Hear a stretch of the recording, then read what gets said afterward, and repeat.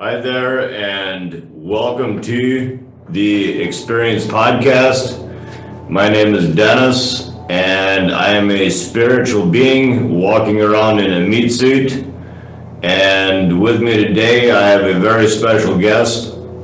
Actually, he's not a guest, but it is for a guest for this morning. So I feel blessed and as a guest to be here, and I'm very appreciative to be discussing and to be able to speak freely and in a communicative and in a non-biased way to be able to talk about a topic and talk about it in two different controversial ways and be able to speak about it freely while maintaining a non-biased status. I am Neil, that's my name. I am a multi-dimensional being having a human experience. So with the video that we want to get into today, would you like to present some of the material that you have? sure. So I've been reading this book by Sam Harris. It is called Free Will. It's just a very small book. But there's a lot of depth in here. So I'm just going to read a little bit, and then we'll kind of go. If I can find my page here. So this is a chapter that's titled "The Unconscious Origins of the Will," and he shares a story, and I'm just going to go with it. I'm going to read it out loud here. And this is quote Sam Harris. He says, "I generally start each day with a cup of coffee or tea, sometimes two. This morning it was coffee, 2 cups." And he goes, "Why not tea? I am in no position to know. I wanted coffee more than I wanted tea today, and I was free to have what I wanted. Did I consciously choose coffee over tea? No. The choice was made for me by events in my brain that I, as the conscious witness of my thoughts and actions, could not inspect or influence. Could I have changed my mind and switched to tea before the coffee drinker in me could get his bearings? Yes, but this impulse would also have been the product of unconscious causes. Why didn't it arise this morning? Why might it arise in the future? I cannot know. The intention to do one thing and not another does not originate in consciousness. Rather, it appears in consciousness, as does any thought or impulse that might oppose it."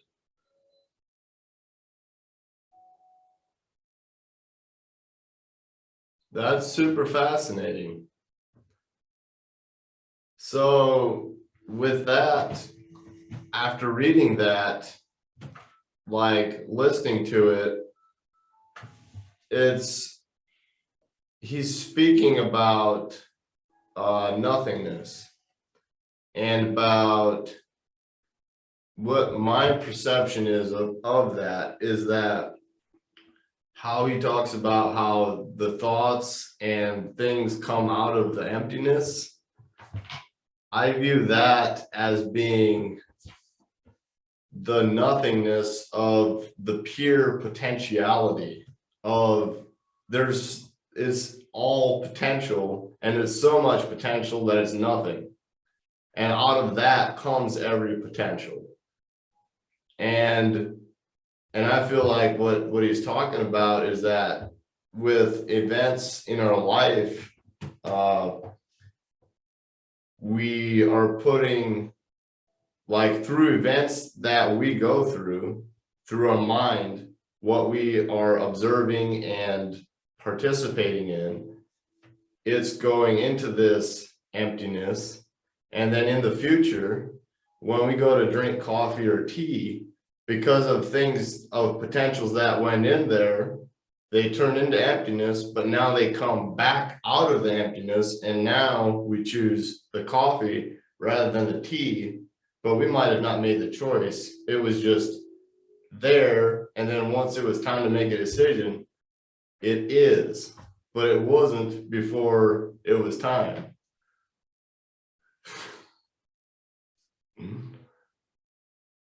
That's a perception that I saw from hearing you read that.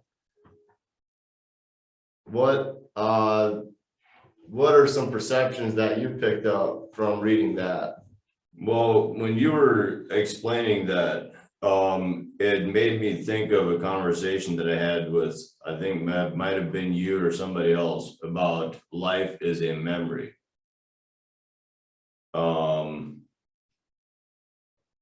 And what the conversation, how it went, is that we pull out memories.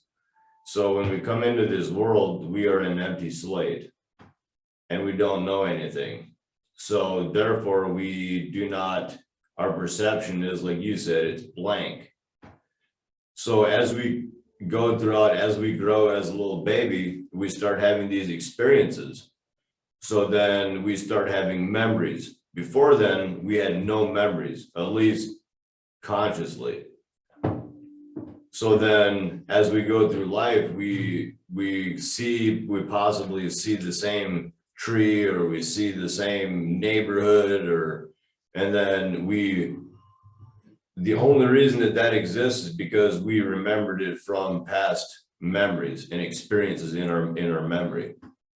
So then we pull that when we get into those situations or in those areas, in those physical elements, environments, etc. It's like you've already saw a maple tree and you've identified it as a maple tree. And then when you see a maple tree in the future, you just automatically, it's just a maple tree. Whereas what it really is a completely different plant from the other plant that you saw. It's got a different shape to it. It's bigger around. Maybe it's got a deformity on the branch. It's got a bigger spread. The other one had a left branch that was bigger and it grew into a Y branch. And so there's so many variations between one maple tree and the next, but because we've identified it as a maple tree, now we've lumped all maple trees into this non-descriptive category. That is very interesting, because what you just said there kind of, I hear people say that they're bored. And that's very non-descriptive. In what way are you bored? In what is the things that are what is contributing to your boredom? So if I was bored, if Dennis was bored, I would see everything. I would just kind of lump together that memory rather than into that category. Exactly. Rather than becoming very curious about the things that are around me, the environment, and there's so much to learn from where I'm presently right now. What you can say is that I'm inspired, and then just start looking around, and then just at everything you look at, you just get more inspired, because like this literally came from a tree and it's paper, and we can write on it, and like it was a tree at one point, but it's paper now, and like the same with this, and like we're so blessed right now and just becoming more inspired. But then when people have that thing of boredom, it's like everything that they look at, they become more and more bored, because they're just lumping things into this boredom category. And it's the table. What am I going to do with the table? Because I'm already bored. So now it's in the boredom category. And like, but when you can be like, I'm inspired, and look at things and become more inspired. And it's a perception too. That's incredible. It is.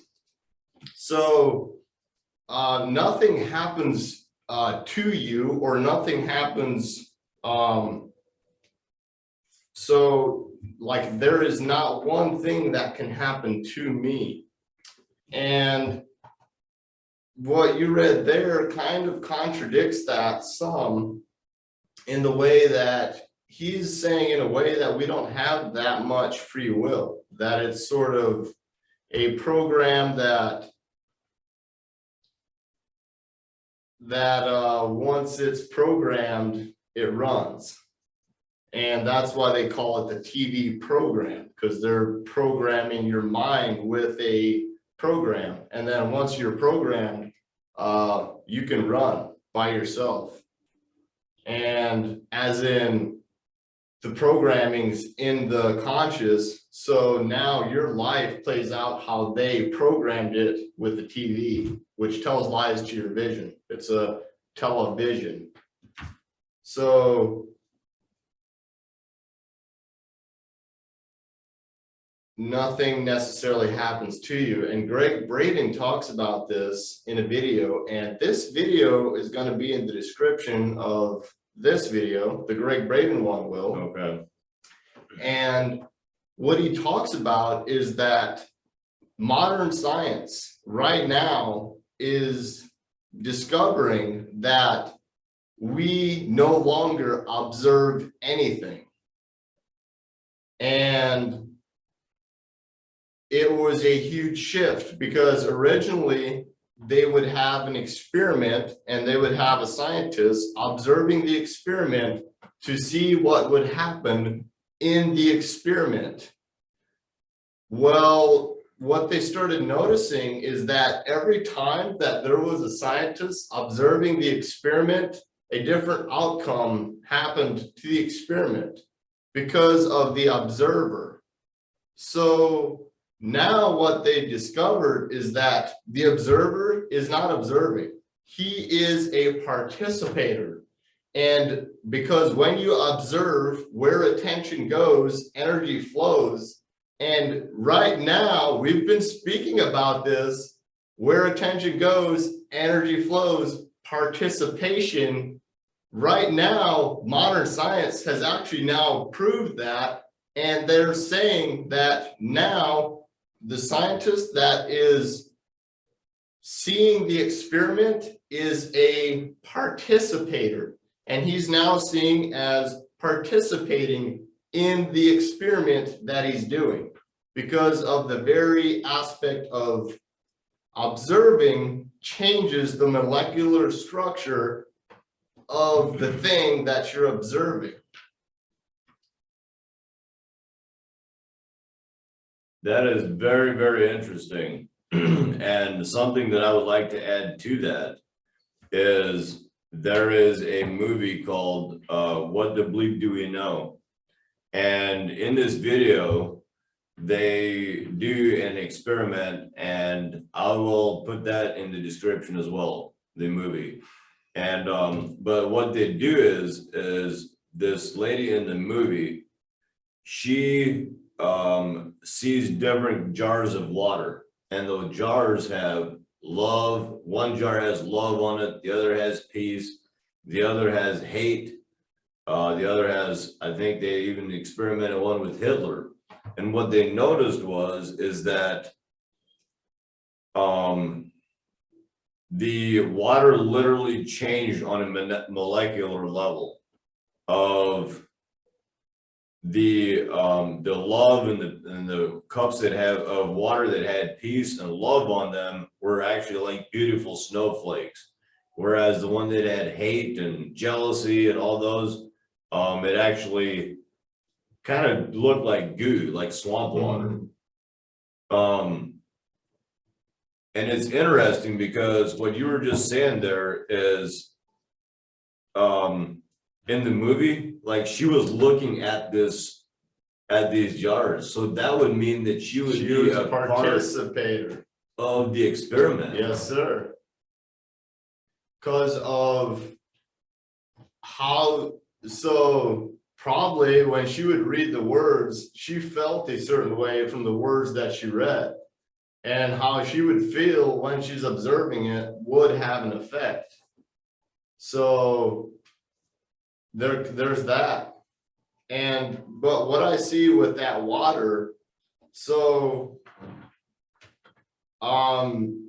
this evening on, let's see what the date is today, April the 16th, we have a full moon, and it's It's around Easter time, and it's it's a Libra full moon. And with full moons, we get rising and falling of tides. The energies of how the moon is aligned in different phases causes the rising and falling of tides. So the energy is affecting huge oceans of water. Well, the cool thing is your body is 98% water and is also being affected by these moon energies. Like it's literally moving ocean tides. You are absolutely being affected. And we're all feeling this energy right now.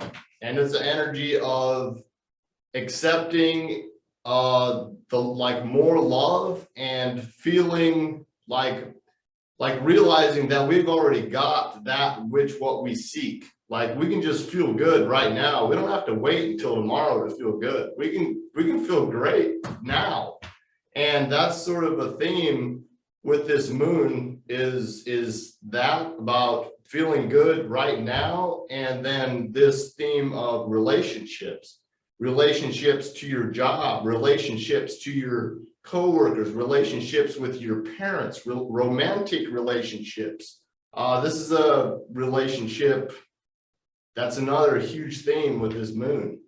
Relationship to self. Relationship to self. Balance. Those are all themes.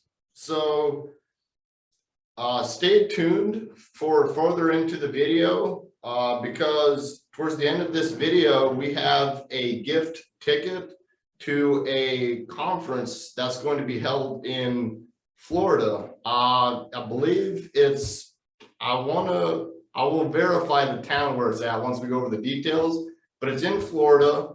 It's a conference with greggbraden and Bruce Lipton, along with many other speakers. And so stay tuned and we'll present details on how you can be gifted this ticket and the opportunity to be there fully present for yourself.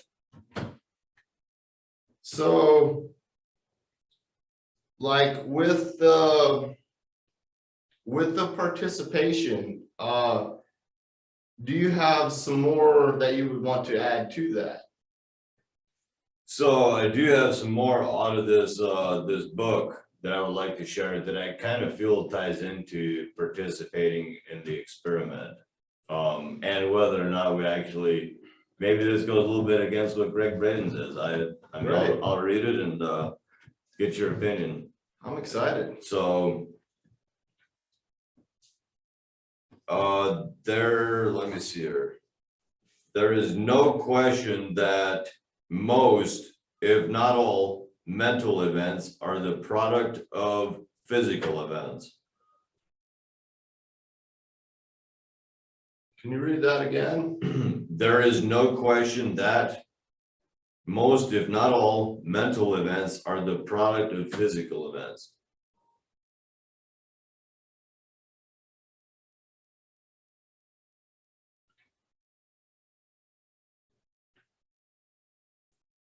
So, and then that's yin. So on the yang side of that,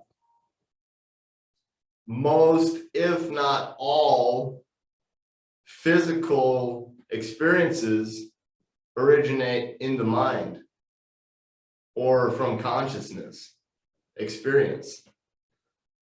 And that would be the yang side to that statement. Because I feel like when there's double sides to the coin here, because I feel like so you're in an environment on a daily basis to where you're doing the same thing, you have a schedule, and tomorrow you're going to wake up and do the thing that you did yesterday. When you're living that type of a life, you're thinking the same thoughts that you thought yesterday because you're in the same environment around similar people and similar experiences. And so in that way, you are reproducing the thoughts you thought yesterday today. So a way that I see to mitigate that, or to have new thoughts, or to have yes, new thoughts and new expressions and insights, is to change your environment. And then once you have changed your environment, because the environment affects the mind and is in direct correlation, then so yesterday you were in this environment around these similar people and doing similar things, but today you're in a different environment around different people having different experiences. So different thought forms is what you're thinking. So that's how I see the physical, the environment affecting the mental. Now, yang side. So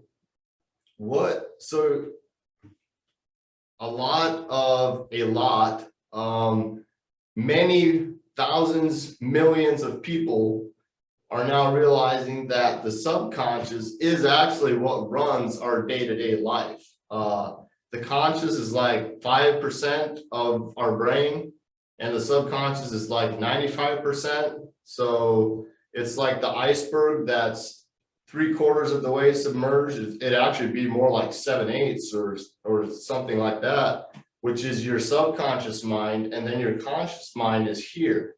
Well, this subconscious mind is what dictates or brings into fruition or manifests, which is to make, see, or obvious what's already there. Like that comes from the subconscious. So there's another way to change your environment, and it's not by changing your environment, and it's by changing your subconscious first. And how you do this is the things that you consume on a daily basis is what your subconscious is running your life off of. So you don't consume just through your mouth. You consume through your ears. You consume through your nose, through sense. You consume through your eyes. Everything that you see, you're consuming. So be very aware of what you're consuming on a daily basis. Touching, when you touch something, you're consuming the touch. So become so aware of the things that you're consuming that you just begin to consume very spiritually 528 hertz music. You begin to consume workout environments visually. You begin to consume beneficial food actually through the mouth. You begin to consume great thought forms from being around amazing people. And you begin to consume deep breaths and wonderful air. And when you do these things, you are now reprogramming your subconscious with all these positive attributes. And because your life runs from your subconscious is now filled with multiple positive attributes. So now your life is being run on these multiple positive attributes. And it's a wonderful thing, because now your physical reality, the 3D, the physical hard, dense here, begins to express the wonderful, loving things that are in your subconscious. And thus your environment changes, but the subconscious changed first. That's the yang side. And there's the yin side where you just change your environment to change it, to change your subconscious.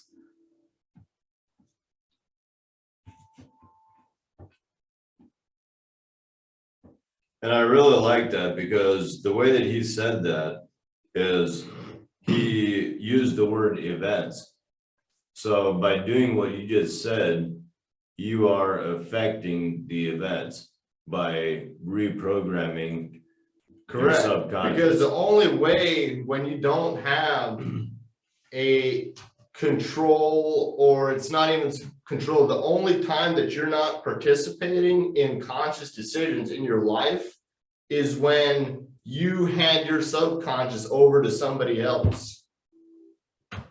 You have to take full responsibility for your subconscious if you want to have full responsibility for your life. And when you say handing it over to somebody else, what do you mean by that? When you're irresponsible. And by saying that, by what I'm hearing here is that you said earlier, television, telling lies to your vision, there's a reason they're called programs. And also you mentioned books, or not books, but that'll be one of them, music, food, and all that stuff. So I just wanted to clarify that. Yes. Is that what I'm hearing? Yes. So I want to get into this ticket presentation, and so how do you so what we're going to be doing is having a drawing on Friday, the May 6th, and we're going to be drawing a name with an address and an email and a number to be gifted this ticket to this conference. And so how do you get your name and your email in the drawing for this ticket? So what you'll do is you'll go to the Experience Podcast 333@gmail.com, and at that email is where you're going to be sending a screenshot of a donation that you made on Patreon. And the first thing that you do is, beneath this video, there's going to be a link to the Patreon account. So you'll click on the Patreon account and it will bring you up to the Patreon page, and then it will list various donation amounts, and you can choose an amount and then contribute a donation via Patreon to the Experience Podcast channel. And then once you have donated, at that point, get a screenshot or take a camera shot of your donation, and then you'll go to the Experience Podcast 333@gmail.com, which is also in the description of this video. And then you'll send a screenshot along with your name, your number, your email address, along with your real address. And then you'll be entered for a potential to be gifted this ticket to this greggbraden conference. And so I want to speak more about actual speakers that are going to be at the conference. And currently, as it is, I have full intentions of being there fully present if chains of events work out as they do. So I have full intentions of being there, and now somebody else is being presented the opportunity as a gift to go as well. And I just want to point this out real quick. We were talking about programs. This is an excellent opportunity to take that 90% that Neil was talking about earlier, that subconscious that controls our lives, and actually go there and get a total perception shift on how you can take back control of your life and your subconscious mind. So the name of the conference is 3 days of talks to give you tools to develop your consciousness. The dates of the event are May 27th through May 29th on a weekend, and it's at West Palm Beach, Florida. And so they're speaking about science, humanities, spirituality, and mysticism. So a few of the speakers that are going to be there is Steve Rees, talking about harmonics of love. Steve has looked deeply into the nature of resonance, tone, and vibration to understand how frequency affects our state. His finding and the beauty of his performances unlock a deep understanding of frequency. Dr. Todd Avaki's The Power of Resonance. Using light-based frequency and waveform patterns, Dr. Todd has become the world leader in reversing biological age at the DNA level. His work and techniques bring together tonal patterns that heal, rejuvenate, enhance vibration and expand consciousness. Another speaker is Curtis Childs, 3 Simple Ways to Love Everyone. Curtis Childs is from the Swedenborg Foundation. He will be exploring 3 simple ways we can use to bring love to everyone, exploring the wisdom of the mystic Emanuel Swedenborg. Another speaker is Drs. JJ and Desiree Hertak, living in a multi-dimensional reality is what they're speaking about. They are authors, humanitarians, futurists, founders of the Academy for Future Science.